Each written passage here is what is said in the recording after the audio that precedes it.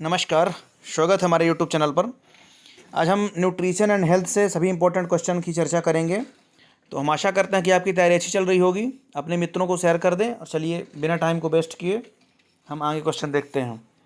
पहला क्वेश्चन क्या लिखा है इसमें कि इनमें से कौन सा पोषक तत्व अधिक मात्रा में ऊर्जा प्रदान करता है। लगभग जब अधिक मात्रा में ऊर्जा प्रदान करने की बात आती है तो इसमें आता है वसा। तो ये जो 1 ग्राम वसा है ये हमें ज़्यादा ऊर्जा प्रदान करेगा बाकी ऑप्शंस के अपेक्षा। नेक्स्ट क्वेश्चन है ICDS योजना के घटक कौन कौन हैं। तो जो पहला है पूरक पोषण, प्रतिरक्षीकरण, स्वास्थ्य जांच, ये तो सभी होगा। तो जो ICDS योजना है उसके जो घटक हैं वो ये पूरे होंगे, उपर्युक्त सभी। फिर नेक्स्ट क्वेश्चन है ICMR 2010 के अनुसार 1 माइक्रोग्राम बीटा कैरोटीन रूपांतरण के बाद खाली स्थान के बराबर होगा। तो ये जो 1 माइक्रोग्राम बीटा कैरोटीन रूपांतरण होगा तो ये 8 म्यूजीरेटिनॉल है उतना बनाएगा ये। तो ऑप्शन नंबर 2 इसका सही होगा।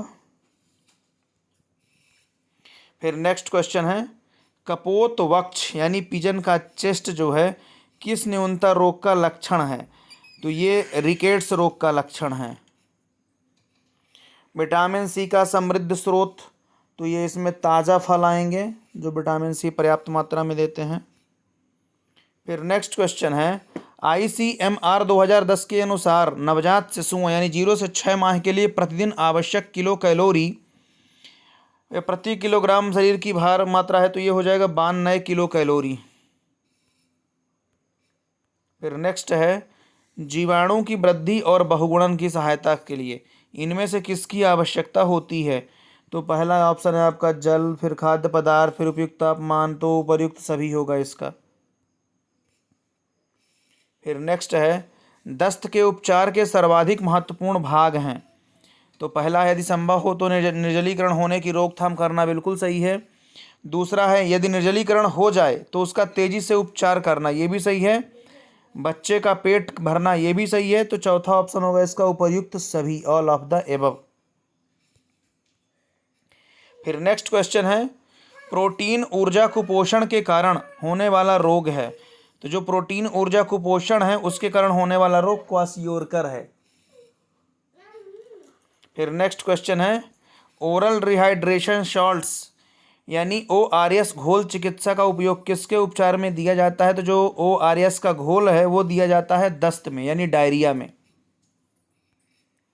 फिर नेक्स्ट है डेंगू बुखार तेजी से फैलने की संभावना वाला एक विषाणु जन्य रोग है, यह किसके द्वारा संचरित होता है। तो जो डेंगू बुखार है ये संचरित होता है एडीज मच्छर के द्वारा। फिर नेक्स्ट क्वेश्चन है पोलियो विषाणु शरीर में खाली स्थान के माध्यम से प्रवेश करते हैं। जो पोलियो विषाणु हैं वो प्रवेश करते हैं संक्रमित भोजन और जल के माध्यम से। फिर नेक्स्ट है इनमें से कौन गर्भावस्था की समस्या नहीं है।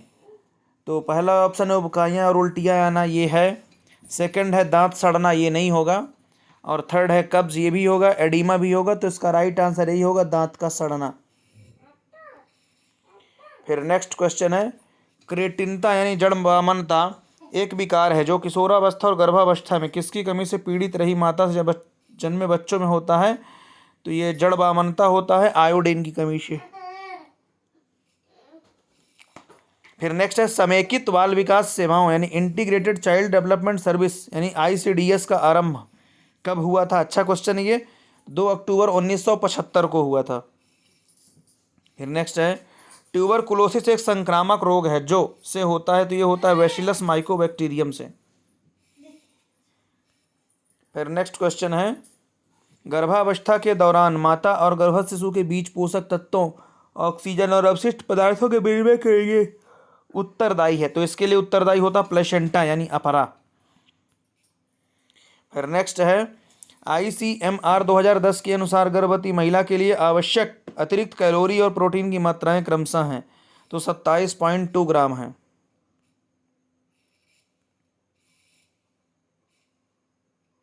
प्रति 350 किलो कैलोरी। हड्डियों में पाए जाने वाले मुख्य खनिज कौन कौन से हैं। तो ये होते हैं कैल्शियम, फॉस्फेट और मैग्नीशियम। कैल्शियम फॉस्फेट और मैग्नीशियम। फिर नेक्स्ट क्वेश्चन है, सामान्य रूप से पोषित बच्चे की छाती के दौरान उसके सिरे से अधिक तेजी से बढ़ती है, तो ये होगा जीवन के द्वितीय और तृतीय वर्ष में। फिर नेक्स्ट क्वेश्चन है, गर्भावस्था में माता में आयोडीन की कमी का के कारण बन सकती है, तो ये होता है जड़बामनता और मनोगत्यात्मक यानी साइकोमोटर विकार।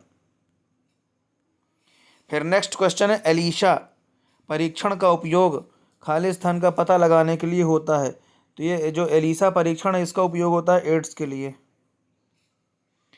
फिर नेक्स्ट है, वह विकार जिसमें व्यक्ति बार बार या लंबे समय तक अपोषक तत्वों जैसे प्लास्टर, चारकोल, मिट्टी, राख आदि को खाता है, क्या कहलाता है? ये पाइका। फिर नेक्स्ट है, इनमें से कौन सा एक मोनोसेकेराइड नहीं है, तो ये हो जाएगा लैक्टोज। फिर नेक्स्ट है, ICDS के 1 से 5 वर्ष आयु वर्ग के बच्चों को फिर खाली स्थान पर विटामिन ए की घोल की 2 लाख IU मुख द्वारा दी जाती हैं, तो ये हो जाएगा 6 माह में।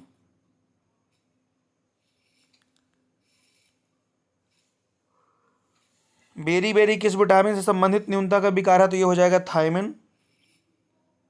फिर नेक्स्ट क्वेश्चन है, भारत में गर्भावस्था के दौरान सुझावित भार वृद्धि है, तो जो गर्भावस्था के दौरान सुझावित भार वृद्धि होती है वो होती 11 से 13 किलोग्राम। फिर नेक्स्ट है, इनमें से किसकी रोकथाम एंटीबायोटिक्स द्वारा नहीं की जा सकती, तो ये हो जाएगा खसरा। फिर नेक्स्ट है, इन्फ्लुएंजा अल्पावधि का एक तीक्ष्ण संक्रमण है जो खाली स्थान से संपर्क को सांस द्वारा अंदर ले जाने के द्वारा एक व्यक्ति से दूसरे व्यक्ति में फैलता है, तो ये हो जाएगा विषाणु। फिर नेक्स्ट क्वेश्चन है, खाली स्थान का अर्थ निषेचन से लेकर आरंभिक भ्रूण के विकास से होते हुए गर्भाशय में रोपण की प्रक्रिया पूरी हो जाने तक लगने वाले समय से है, तो ये जो समय होगा ये जननिक अवस्था होगा। फिर नेक्स्ट है, इनमें से कौन मेरास्मस यानी सूखा रोग का एक लक्षण नहीं है, तो ये हो जाएगा चंद्रमुख। फिर नेक्स्ट क्वेश्चन, DPT वैक्सीन का उपयोग खाली स्थान की रोकथाम के लिए किया जाता है, तो DPT है डिप्थीरिया, काली खांसी और टिटनेस के लिए। इनमें से कौन सा जोड़ा गलत है, तो रेबीज कुत्ते द्वारा होता है, प्लेग चूहे द्वारा होता है और फीता कृमि भी सूकर द्वारा होता है, तो ये पोलियो मंकी द्वारा नहीं होगा, तो यही ऑप्शन इसका सही होगा, क्योंकि पूछ रहा निम्न में से कौन सा जोड़ा गलत है, तो यही जोड़ा, ये चौथा नंबर गलत है। नेक्स्ट है, स्तनपान करा रही महिलाओं में औसत दैनिक दुग्ध उत्पादन होता है, तो ये होगा 650 मिली। फिर नेक्स्ट, स्वस्थ बच्चे का भार खाली स्तन की आयु तक उसके जन्म के समय के भार का 2 गुना होता है, तो ये हो जाएगा 6 महीना। विटामिन डी खाली स्तन की रोकथाम करता है, तो ये उपयुक्त सभी होगा, रिकेट्स, अस्थि मृदुता और ऑस्टियोपोरोसिस, तो इसका राइट आंसर होगा उपयुक्त सभी। फिर नेक्स्ट क्वेश्चन है, प्रति 1000 सजीव जन्म पर जीवन के प्रथम वर्ष में मरने वाले शिशुओं की संख्या को क्या कहते हैं, तो जो प्रति 1000 सजीव जन्म पर मरने वाले हैं तो उनको कहते हैं नवजात मृत्यु दर। फिर नेक्स्ट क्वेश्चन है, कौन सा वर्गीकरण कुपोषण के प्रकार और अवधि की एक पहचान करता है, तो जो वर्गीकरण कुपोषण की प्रकार और अवधि की पहचान करता है वो कहलाता है वाटरलो वर्गीकरण। फिर नेक्स्ट है, गर्भावस्था के दौरान आवश्यक अतिरिक्त प्रोटीन खाली स्थान के लिए आवश्यक होता है, तो ये हो जाएगा पहला ऑप्शन है गर्भ शिशु की तीव्र वृद्धि, ठीक है, गर्भाशय के आकार में वृद्धि, ठीक है, तीसरा है फॉर्मेशन ऑफ द एमिनियोटिक फ्लूइड, तो ये भी सही है, चौथा होगा ऑल ऑफ द अबव यानी उपयुक्त सभी। नेक्स्ट है, ICDS योजना के लाभार्थी हैं, तो पहला है 0 से 6 वर्ष आयु के बच्चे, गर्भवती महिलाएं और तीसरा स्तनपान करा रही महिलाएं, उपयुक्त सभी, तो इसका राइट आंसर यही होगा। फिर नेक्स्ट क्वेश्चन है, गर्भावस्था के दौरान ऊर्जा की आवश्यकता बढ़ जाती है क्योंकि खाली स्थान है उसके लिए अतिरिक्त ऊर्जा चाहिए, तो ये गर्भस्थ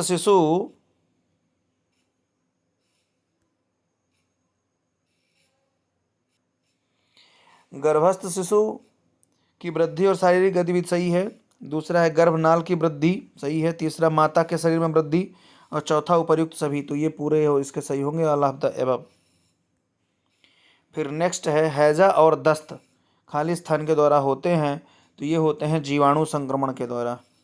फिर नेक्स्ट है शाकाहारी माता में खाली स्थान की कमी होने की संभावना होती है, तो जो शाकाहारी माताएं होती हैं उसमें संतानों में विटामिन B12 की कमी होने की संभावना होती है। फिर नेक्स्ट है स्किन फोल्ड कैलिपर्स खाली स्थान की मोटाई नापते हैं, तो ये है वसा की परत। फिर नेक्स्ट है टिटनेस का अभिलक्षण है, तो ये होगा उपर्युक्त सभी, यानी पेशियों में दृढ़ता और दर्दयुक्त ऐंठन भी होगा। प्रायः जबड़े की पेशियों से कड़ेपन दर्द की शुरुआत होती है। तीसरा उदर की पेशियों में दर्द होगा। चौथा है उपर्युक्त सभी।